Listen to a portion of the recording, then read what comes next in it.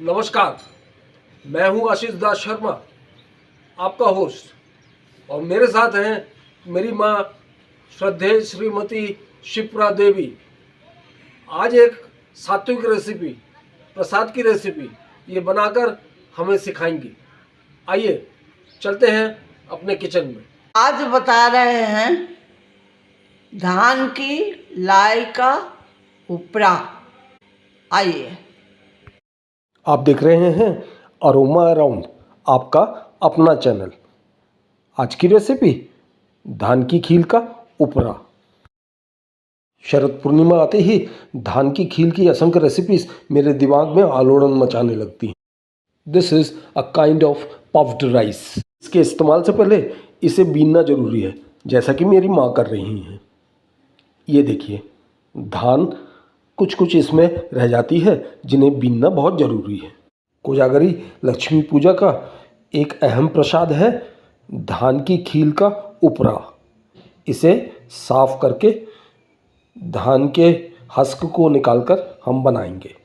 आज हमें सात्विकता और स्वच्छता का बड़ा ध्यान रखना है, इसलिए एक कढ़ाई जो केवल पूजा पर्पस के लिए यूज़ की जाती है उसे हमने ले लिया है।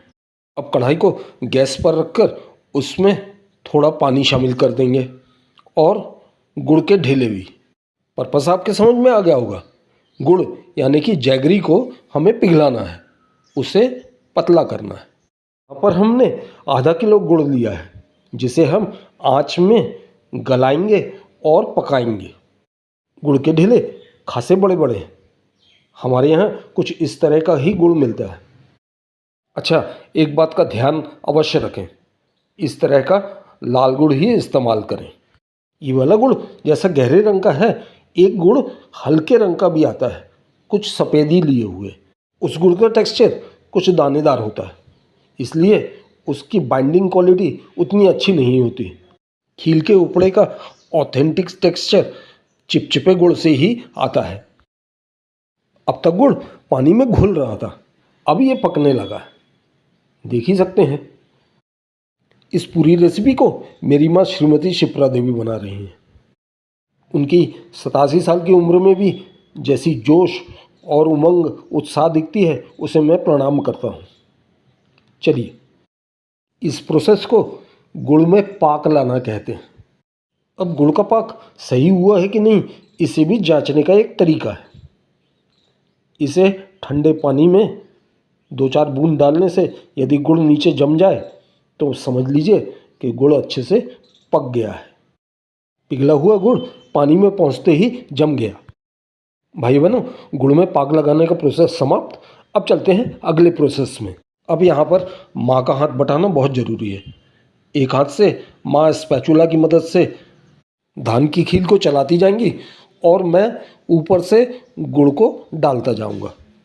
इवनली गुड़ सारे धान के खीलों में फैल जाएगी, लग जाएगी। उपरा बनाने की ये रेसिपी पीढ़ी दर पीढ़ी एक दूसरे को ट्रांसफ़र होती आ रही है। मेरी माँ से मैंने ये रेसिपी सीख ली है और मैं अपनी जिम्मेदारी का पालन कर रहा हूँ, यानी कि हमारे आने वाली पीढ़ी को इस रेसिपी को इस वीडियो के माध्यम से मैं सौंप रहा हूँ। इन नायाब रेसिपीज़ को जीवित रखना बहुत ज़रूरी है, नहीं तो ये कहीं खो जाएंगी।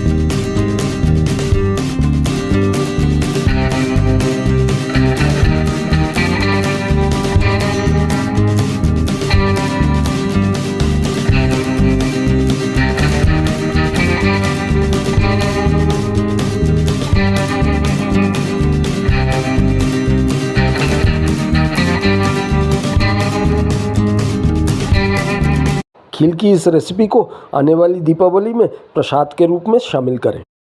आशा है ये रेसिपी आपको अच्छी लगी होगी। आप अपने लाइक्स दें, कमेंट्स दें। नए व्यूअर्स इस चैनल को सब्सक्राइब करें और बेल आइकन को ज़रूर प्रेस कर दें। ऐसा करने से आप मुझे मोटिवेट करते हैं और मुझे नए नए वीडियोस बनाने में और आप तक पहुंचाने में प्रेरणा मिलती है।